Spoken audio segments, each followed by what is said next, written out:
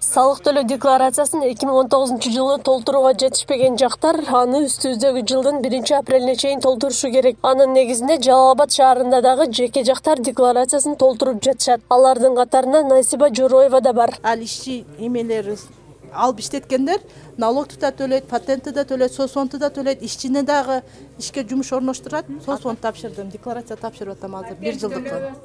Ушу 1-апрелге чейинки мөөнөтү бар экенин билет элеңизби? Ооба, билет элем. Мына уже убагы келип калды, мен тапшырып жатам. Ал эми салык кызматынын имаратында унаасына же үйлөрүнө декларация тапшырууга келгендердин кезеги арбын. Декларацияны иш убактысында тапшырууга жетишпей калган салык төлөөчүлөр аны 6-дан кийин тапшыруу мүмкүнчүлүктөрү бар.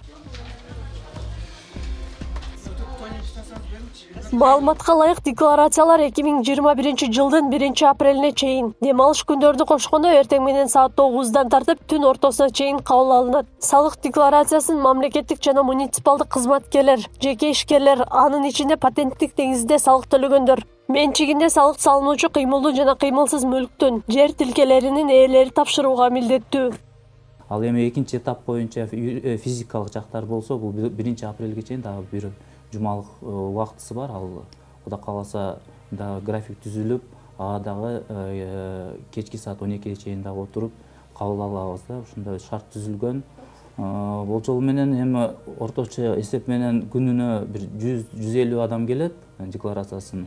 Ал эми азыр декларацияны электрондуу видде тапшырылгандыктан байланыштуу көбү түшүнбөстүктөн бизге ушул салык кызматына көп кайрылат да. Ошону биз түшүндүрмө жүргүзүү, декларацияны полностью кантип толтуруу, ар бир графасын толтурууларын үйрөтөбүз. Азыркыга чейин юридикалык жактар салык декларациясын тапшырып бүттү. Ал эми жеке жактар 1-апрелге чейин бирдиктүү салык декларациясын тапшырбаса, анда 1000 сом өлчөмүндө айып каралган. Азыркы тапта өлкөнүн бардык аймактарындагы салык имараттарында түнкү 12ге чейин кабыл алуу жүрүп жатат.